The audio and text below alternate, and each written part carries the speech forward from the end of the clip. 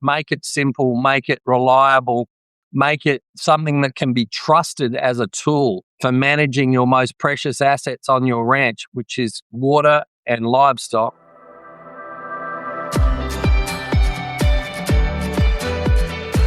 Welcome to Leaders of the West, a podcast for innovators and changemakers. I'm your host, Jessie Jarvis, the founder of the West, and I'm sitting down with agriculturalists, entrepreneurs, executives, and everyone in between with the goal of digging into the strategies, mindsets, and lessons that have been crucial to the success of ag and Western. Whether you're carrying on the next generation of your family's operation, starting something from scratch, or determined to climb up the leadership ladder, we're going to inspire you to continue to dream big, growing not just you, but the future of agriculture and Western as a whole. Let's go.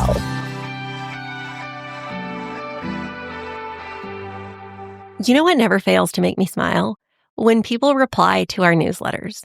Every week, we get messages that say things like, "This was so helpful," or "I look forward to these every time they hit my inbox." And honestly, that means a lot, because I know how many emails we all get in a day. Yes, I am biased, but our newsletters are pretty epic. They are not spammy. They are not corporate. They are built for this community. If you're in livestock, then you will get industry updates and job openings that matter to the livestock industry. There's also one for marketing and communications. And then we have one for Western sports, leadership, professional growth. We really do have a newsletter for everybody in the ag and Western industries. They are quick to read, very easy to skim, and they are always useful. And if you already get them, first of all, thank you. But also, will you do me a favor and forward one on to a friend? Because that is how our circle grows. If you're not on the list yet, it is really easy to join. You can pick the ones that fit you best at ofthewest.co/newsletters. They're one of those little things that make your inbox better. Welcome back, you guys, to this week's episode of Leaders of the West. You guys are in for an incredible episode today. I am sitting down with Andrew, the co-founder and CEO of Ranchbot, which is a company that helps ranchers and land managers bring what I would consider to be real-time water monitoring into their operations.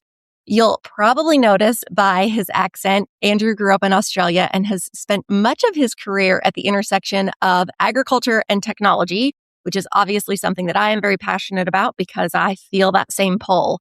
But through Ranchbot, he and his team are really helping producers solve one of the most fundamental challenges in livestock production, which is knowing what's happening with your water systems when you are not physically there to see them. So Ranchbot's remote monitoring technology is something that allows ranchers to track their tank levels, monitor their water infrastructure, and receive alerts when things go bad to where you can then physically go out and check them. So this is something that's really beneficial for operations that manage large acreages. They have very remote areas. They live in very dry climates where water is a very hot commodity. They're also a company that is rapidly growing, and something that we're really excited about of the West is that growth, because they are one of our unlimited hiring partners. So over the next few years, they're planning to bring a number of talented people across their team. So if you guys are somebody who you love livestock, you love resource management, you love technology, and you love helping ranchers solve those real world problems, this is definitely a company that you are going to want to keep an eye on. So today we are going to get Andrew's backstory, talk about how Ranchbot started, how that technology has evolved, and what the future of water monitoring and what ag tech looks like for ranchers around the world. Kind of talking a little bit about some key commonalities and then also key differences that maybe ranchers in America face that ranchers in Australia don't, or vice versa. So with that, Andrew, thank you so much for joining us today. To kick things off, tell us who you are and give us the full picture, because you have a very unique backstory that is not the typical one. And I know people are interested in hearing more. Well, yeah, good day, Jessie, or should I say howdy these days, given I live in Texas. Thanks for that wonderful introduction. You've done all my work for me. I can go now. No, obviously, look, yeah, pleasure to be with you here today. And I am now a resident of Fort Worth in Texas. So an Aussie living in Texas makes sense. And yeah, I mean, look, I'm just overjoyed to be in this part of the world and helping change ranchers' lives for the better. As a teenager, I grew up in northwest Australia in a place called the Kimberley. It's very remote. It was very remote then. It was still very remote now. One of the last great wildernesses on the earth, really. And it's really just full of big cattle ranches. And, my father had ranching and farming interests in that part of the world. And I spent enough time driving around checking things that 95% of the time didn't need checking for the 5% of times that they did. And, the things we primarily were checking were water, wells, pumps, pipes, and livestock. And I did not know at that point as a teenager that, that upbringing and that experience would put me in a position to be the co-founder of a technology company that would really revolutionize that problem for the better and remove that issue out of the day-to-day workloads of ranchers right across the planet. So you got to be careful. You don't know what you wish for and you don't know your whole journey in life. But yes, those formative years helped me be in a position after what was a 25-year career in corporate finance where I worked for, Merrill Lynch and other large firms, did some time in New York and, did a lot of work in Asia. I didn't know I was going to go back to that sort of early formative experience in farming and ranching in a technology thing until, we started the company 10 years ago. So let's talk a little bit about that because, again, as we mentioned in the intro, you are somebody who you are equal parts agriculture and finance/technology. So when you were in financial services, traveling across Australia, the US, Asia, what kind of happened? Was there a moment that changed that direction? What made you think, I want to get back to agriculture or I want to go create a water technology? I can imagine that specifically was not the problem at hand. So how did you make that jump? Yeah, well, I sort of got back into agriculture and more specifically agri-tech after 25 years in corporate finance and funds management. I decided I'd sort of go and start investigating how I could use my corporate experience for the better. And I sort of defined a few areas where I would start looking, and agri-tech and IoT, the Internet of Things, was sort of areas that I thought, look, they're going to be huge growth areas. There's this overarching requirement to feed more people on the planet, to use technology to be able to do that. And my experience, knowing enough about farming and ranching to be dangerous, but also knowing about how to grow a firm and how corporate life is, sort of led me to a few different events. One of them was an accelerator event where people were pitching ideas. And that's where I met my co-founder, Craig Hendricks, who was a technologist who was, had some remote monitoring solution ideas that involved using sort of World War II technology, erecting towers and doing things. Craig and I started to chat and I said, look, my experience is if you have to talk about towers and sending things like that, that involves the words that no rancher ever wants to hear. And that's, we'll send a technician. What if we could build something that could be sent to them in a box, installed on their own in a couple of minutes, turned on and work anywhere on the planet? We'd probably need to use satellite technology in those sensors, not pouring concrete and erecting towers. What if we could invent a device that did that? Then I think we'd have something that was scalable and that ranchers would love. And, as I sit here today, 10 years later, we've got 40,000 devices out in the field. We look after 12,000 ranchers on our platform. We've pretty much doubled the company every year for the last 3 years. So obviously the genesis of that idea, make it simple, make it reliable, make it something that can be trusted as a tool for managing your most precious assets on your ranch, which is water and livestock. We know we change ranchers' lives for the better, and we hear about it every day. So that's sort of where it came from. And obviously there's been many iterations along the way. I think we made every mistake you can make as a startup. We might have even embedded a few new ones. We had a few near-death experiences. Lots of stories and challenges along the way, but that old adage, pressure makes diamonds. all of those experiences made us make better decisions, make better product, and aim for, the ultimate products that we've got today. But, we keep innovating, we keep trying to make things better. We're never truly happy with everything, but that's sort of innovation for you. Oh, absolutely. So when you first started the company, obviously it was started in Australia. Am I correct in saying that you guys called it FarmBot? Is that correct? Or has it always been Ranchbot? Yeah, no. So in Australia, we go under the name of FarmBot, and we've sort of got about 80 people that work for us in our team down there. We're on about 10% of all of the farms and ranches in Australia. So we look after literally hundreds of millions of acres, about 10 million beef cattle, and about 15 million sheep. Oh, that's our customers, the custodians of that much land and that many animals. So yeah, a farm in Australia, a smaller operation, something say less than 20,000 acres is called a farm. A larger operation, larger than 20,000 acres, all the way up to the multi-million acres, we actually call it a station. So we have farms and stations. In America, farming's more associated with, row crops and growing fruit and vegetables, whereas ranching is more specifically around raising animals or maybe wildlife and hunting. So when we moved here, we decided that calling the company FarmBot wasn't really doing it justice to our primary audience, which is really people that are operating in rangelands areas. We do a lot of work for farmers here. We monitor a lot of liquid fertilizer. We monitor a lot of pivots. We model a lot of irrigation.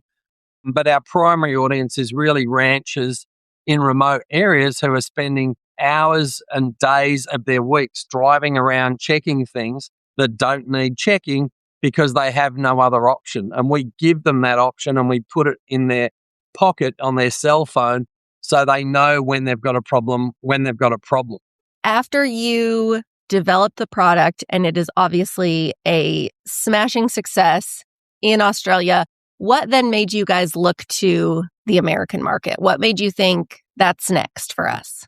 Yeah, well, I mean, Australia was going well, and we're talking about 3 or 4 years ago now. There was a conscious decision to let's go and investigate North America. We obviously knew there was a lot of cattle here. We knew that there were a lot of water management problems. And so I started flying back and forth from Australia, and my chief of staff, Tess O'Hagan, started running Australia as my time increasingly came to focus on America. Obviously, the 17-hour flights were starting to get pretty punishing. And I think when the airline sent me all expenses paid tickets to Taylor Swift, I thought, wow, I must have spent too much money on airfares and it's time for me to move to America. So with that, I sort of packed my bags and moved to Texas. We established a manufacturing facility here only 2 years ago. That's sort of just me and one or two other team members. And today we're sort of, 25, 26 people.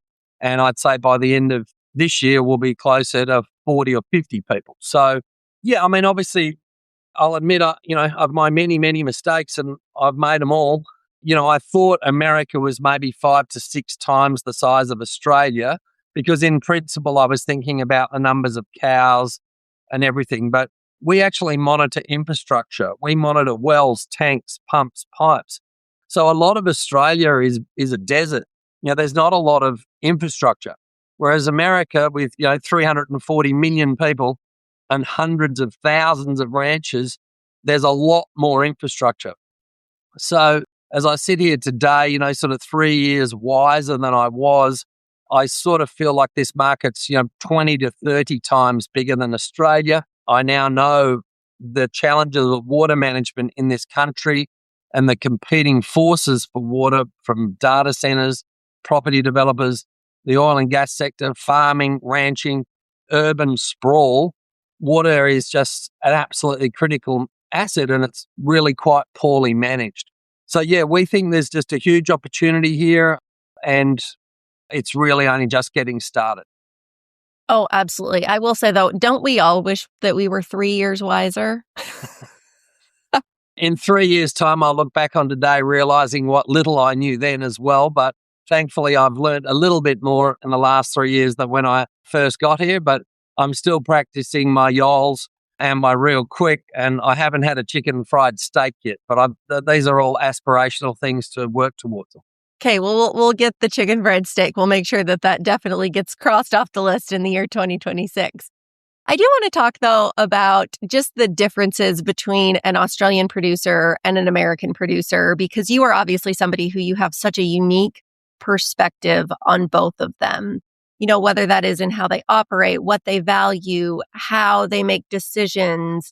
So looking at it now, what similarities do you see between the two? What differences do you see between the two? Was there a market, or is there a market that's harder to earn trust in, and kind of why that is? But I think that this will be interesting for our audience, because most of them have obviously never been to Australia other than what they've seen about cattle stations and just the vastness of that area. So you are the perfect person to put this into perspective for us.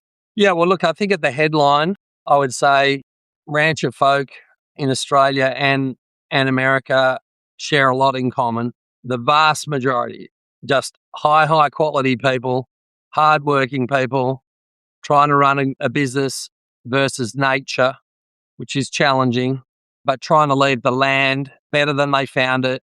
And most of them trying to create a legacy for themselves and their families. So at the highest level, it's just a pleasure to be around those people in my mind. And I am here to serve them. From the day-to-day operational basis, I think Australia is, when we talk about big, even here in Texas, it's a relative thing. We have a lot of properties in Australia that are many millions of acres, and that would be pretty rare here in the United States. They exist, but, not to the magnitude. Australia is a vast place. You think there's only 27 million people there. It's the same size as the United States, ex-Alaska. It's the same physical size, but 27 million people. Well, here in Texas, we've got 34 million people. So you're talking about a huge land area with very few people, and ranching, therefore, is large format, very isolated. It's not unusual to be 100 or 200 miles from your closest town. It's not unusual to be 100 miles from your closest neighbor. And in between, there is nothing. So I think it's just that understanding the vastness, the remoteness, the challenges. You have to be self-sufficient in Australia. You have to be able to solve problems on your own. You can't just call someone and they'll be there in 20 minutes. And there's no Amazon Prime truck delivering things every day. So, you might not get things delivered for a week or a month. And in the wet season in Northern Australia, you might be isolated for many months. So it's that size thing is different. The other key thing I think that I've learned is I grew up watching John Wayne movies about West Texas. The heritage of cowboy culture, of ranching culture was born here. In Australia, whilst there's an amazing cowboy community, I don't think that heritage of being truly cowboy and the whole Western frontier and everything wasn't part of our upbringing in Australia. We didn't sort of watch The Man from Snowy River. We watched Western Texas movies. So the big difference here is that the culture and meaning a fourth or fifth or sixth generation rancher here is someone who was born, his family were born into that. And so I think the culture of cowboy and the cowboy Western life here is a lot stronger. And in some ways it's an amazing legacy and a beautiful thing to see and be part of. But in some areas that can result in a slower adoption and slower change, because there's a fear that adoption of technology could be destroying the culture. I don't see it that way at all. I think the evolution of an innovation in ranching has been happening forever. We went from horses and carts to cars and trucks. We went from pages to cell phones. There's innovations been in and around ranching forever. It doesn't just mean it destroys the culture, but that's probably the other single biggest thing is this strength of American culture for cowboy life and a desire to want to maintain it.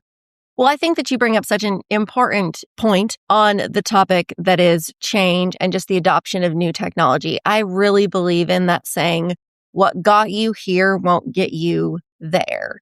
I think of, especially with just how quickly things are changing in our industry, for our industry, and also against our industry. I think that we have to be continually mindful of being ahead of what is coming so that we can continue to edit and refine and strengthen our positioning in ourselves so that our operations can continue to see the future. Because if we just continue to do what has always been done, what got us to the point that we are now, we're never necessarily going to advance to the future, nor will we be able to feed a population of 10 billion that's projected by the year 2050. I saw the saying reminded me the other day, the 7 most expensive words in ranching, this is how we've always done it. I've never met a rancher with time on their hands. I've never met a rancher with a bottom on the to-do list. I've never met a rancher that tells me they're swamped with so many amazing people, they can't choose who to hire.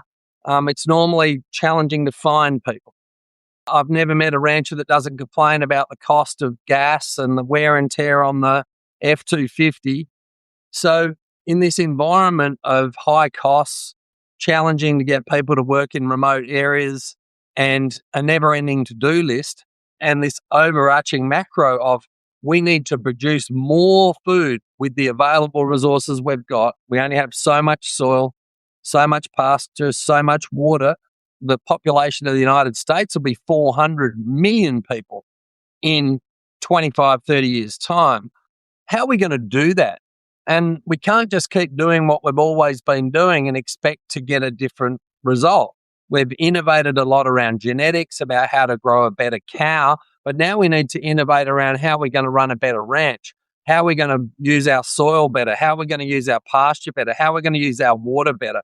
And so lots of these emerging technologies, like Ranchbot, are really positioned there to help ranchers run their operations better and give them more information to make better informed decisions to optimize their resources, whether that's people, motor vehicles, soil, pasture, cattle. We're going to have to do that in order to meet our goals and aspirations for the food supply chain and to create a sustainable, resilient agriculture industry. So I'm really excited about where we're at. I think there's going to be more innovation and change in the next 2 or 3 years than there's been in the last decade. And I think that there is just so really good technology out there now that ranchers can't ignore it with this is how we've always done it. They need to start thinking differently. Oh, absolutely. So on that note, I do want to talk more specifically about the Ranchbot technology, just knowing that so many of our listeners do have some kind of a connection to an operation. And I'm going to use me as an example because I know we would be the perfect candidate for Ranchbot. So I've basically already sold myself. But that being said, so we operate our ranching operation primarily on public lands. And just for a general size for you guys, I'm going to say the area, because when you run on public lands, you're running on AUMs, animal unit monthlies. You're not necessarily running on acreage.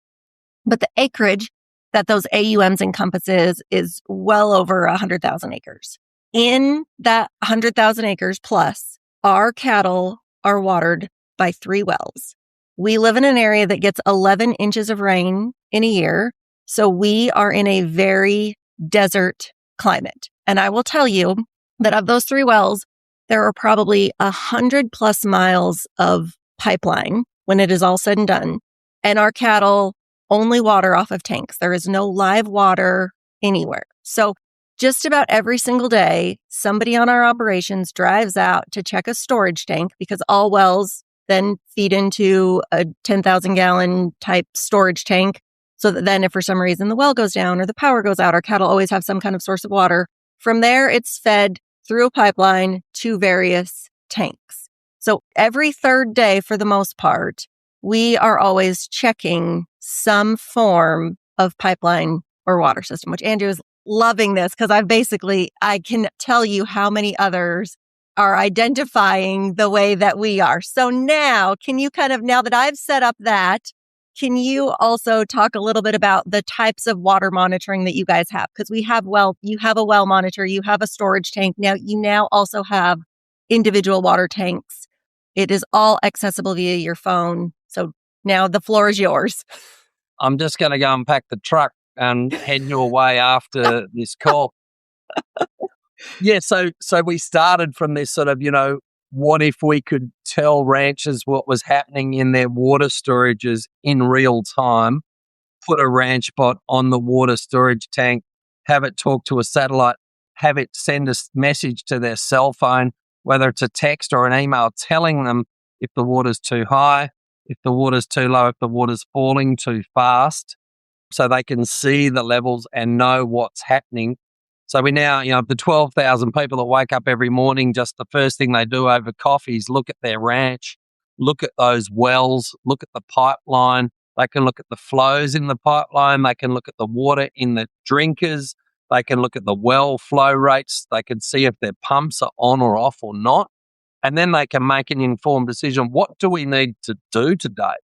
And if it's all green lights, then maybe the answer is work on better genetics, or go and do some of the jobs that never get done, or maybe it's go hunting or do some roping, other things, more time for the family. We surveyed our customers a couple of years ago. The response we got to how much time are we saving you from driving around to check things that don't need checking was about a 2/3 reduction in what they were doing. So if they were checking it 3 times a week, they were bringing it down to 1 time a week. But far more importantly than that, they were getting a substantially better result because they found out a problem within seconds, minutes or seconds of it happening. Because, I look back now as the folly of driving to check things that don't need checking, that 1 minute after we check them, we still don't know what's happening. That's when the float went off. You had just been there that morning, and then that afternoon, the float went off the tank. That's and now, right. 2 days later, the storage tank is completely drained. And you're wondering, when the hell did that happen? That's right. And so somewhere along the line, Murphy's Law and agriculture got together, right, and conspired against ranchers and said, let's always make sure water problems only ever happen where you were yesterday or when you're as far away from that location as you can be, or 11 o'clock on a Friday night on your wife's birthday. That would be a great time to have a water problem. And so we all know, I sort of jokingly ask ranchers, hey, when was the last time you had a water problem when you were looking at it? No one's ever told me they've ever seen something happen in front of their eyes. So by monitoring things remotely and telling you when you've got a problem, the peace of mind that we give people is probably the biggest single gift that I've had as the founder of the company. Honestly, if 10 years ago people said, Andrew, in 2026, you're going to run a company that's changing ranchers' lives, you're going to be giving them time, saving them money, and giving them peace of mind about all the things they can't see, I probably would have laughed at them and said, I don't know what you're talking about. But today, that truly is the sort of best gift we can give people. I don't know of many businesses that have the opportunity to give people peace of mind. And as ranchers, we don't even really think about it. We just put it in the bucket of, isn't this just my job? But when you break it down and you actually think about what's happening and, what your story, Jesse, it's like we're climbing the wall of worry until we get to the point of so much concern we have to check. And then we check and we relieve the worry. And the worry just starts all over again. And we keep climbing the wall and it's relieve, check. Our system just removes that worry and having to climb that wall of worry all the time. Once you've done it, what we hear most is people saying, wow, why didn't I do this 5 years ago? Because it really is change your mentality around how you manage the infrastructure on the ranch. And I think too, of course, anything like this comes with a price tag that we're all aware of. But I also think it's very important to consider, what does that price tag alleviate? It is more sustainable because the fuel in your vehicle, the less emissions, right, that we can put out into the world, that is better for the planet. The less wear and tear that we can put on those vehicles, that is better for the planet. Obviously, using less fuel is going to cost your operation less money. There is also the element of, we don't have self-driving pickups. yet. So somebody has to be in the driver's seat to actually go and check those things. So what is the cost of that person? First of all, what is it that they can be better doing with their time? So yes, this technology is going to come with a price tag, but also it is one that the return on that investment is one that is going to materialize far quicker than you realize it. I do have a question, just knowing that like our operation, there are many operations on the western half of the U.S. that operate on public lands, which provides a unique situation, if you will, because when you have a technology like this and it's on your private land, typically nobody else is going to be out there aside from you or the people that you've permitted to be on your land. But when it comes to public lands, it is the world's playground. And so not only am I out there checking my cattle, but there are also people who are recreating, who are riding horses, who are doing target practice and sighting in their gun. So I know that you guys have a number of ranchers who utilize this technology on public lands. And this is something that I've asked you prior to, but I just want to ask again for the benefit of our audience. You guys typically don't have a problem, or your ranchers, I should say, don't have a problem with other people tampering with these devices. Because again, that was the first worry for me out of the gate. Yeah, no, well, you raised some great points. Yeah, look, the cost issue is one, but I mean, we sell our devices for the average device about $600, so about a quarter of one cow at the moment, and it runs for $1 per day. So I don't know how far you get in the F-250 for $1 these days, but probably not out of the front driveway, So no, it's 72 cents a mile right now for IRS mileage reimbursement. So that right there is a cost in itself. You get a mile and a half, I guess. So look, we know that we've tried to make the economics indisputable in what we've done. But yeah, look, to be honest, all of our devices are tracked. They all have a GPS in them. And of all the devices that we've got out in the field, I'm only ever aware of one that has been stolen. And would you believe it was in downtown Dallas from our factory? Someone stole it, drove around the corner to the steakhouse and sat and had a steak. We went around and just knocked on the door and said, whose truck is that? Could we get our devices out of the back of it? And the guy was quite staggered that we knew exactly where it was because they're all geolocated. We can see them on a map. So no, we haven't had any major issues at all. That is literally the only one that I am aware of. I mean, I think most people see the device and think, I'm not going to tamper with that. I don't know what it is. And it looks like it's going to be able to track me. So, yeah, so we haven't had any issues. I'm not going to say we never are. I'm not going to say someone's not going to use a Ranchbot for rifle practice one day, but they can go on your ranch insurance. They're very, very affordable when you think one device for $600 could look after all of your cows. And so they're never there without water and it's going to cost you $1 a day. I mean, if it doesn't pay for itself inside 3 months, I'd be surprised. Well, and especially thinking to those of us who utilize public lands, for the majority of those wells that we operate on, they obviously feed our allotments, but they feed other allotments as well. So especially on a well and a storage tank, there is a chance where if you have to run in common with other producers, that's a cost that you can split among those operations because it's not just benefiting your herd, it's benefiting everybody's herd, especially in those shared allotments. So I think that's another important consideration.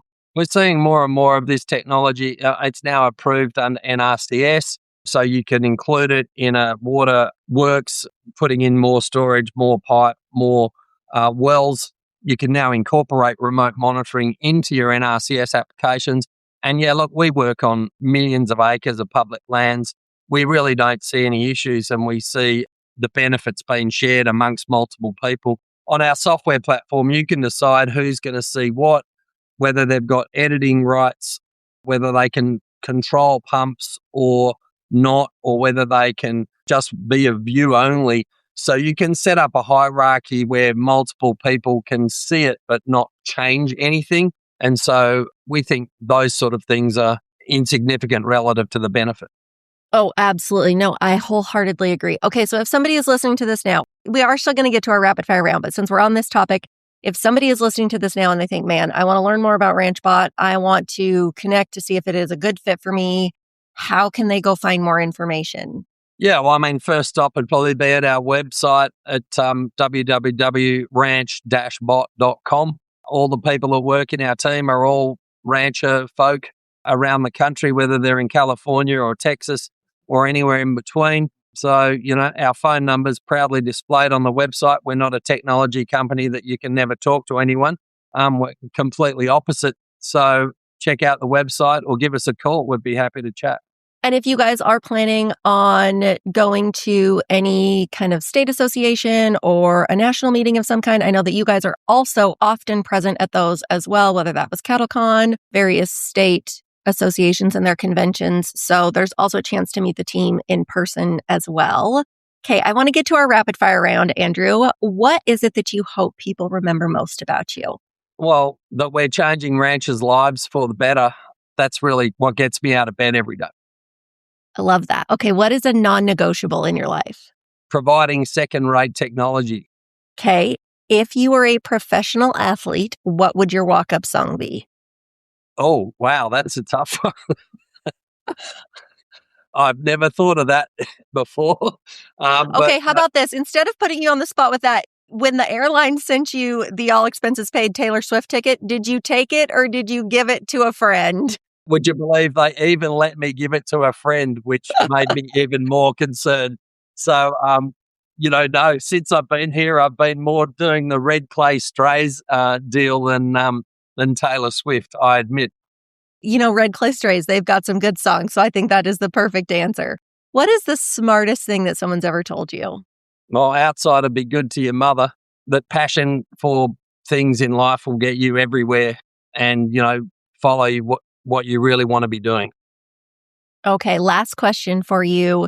Favorite things. Do you have a favorite book, podcast, program? You've traveled a lot. Maybe you have like a travel hack or a life hack, something that's changed your life and you just think more people should know about it.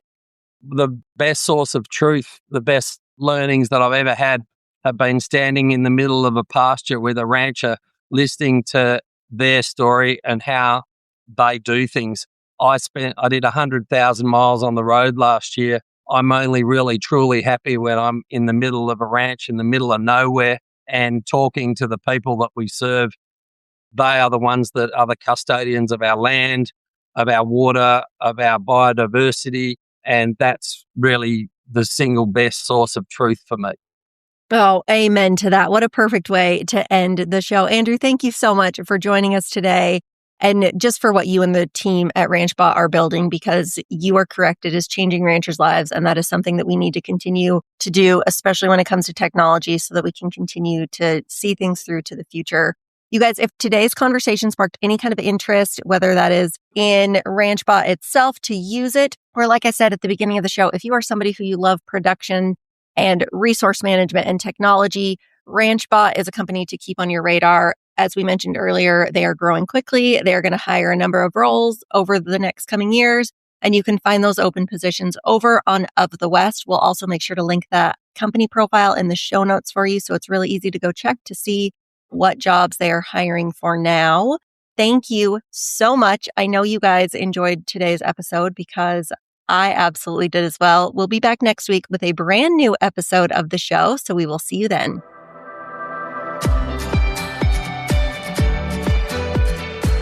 If you loved this episode, do us a favor and share it with someone else who might find just as much value in it as you did. We're on a mission to continue to grow and strengthen the future of agriculture and Western industries, and you spreading the word helps us make more of a positive impact. It also makes a big difference when you take a minute to go rate and review the show. We can't thank you enough for listening, for sharing, and for loving Ag and Western as much as we do. We'll see you back here for our next episode.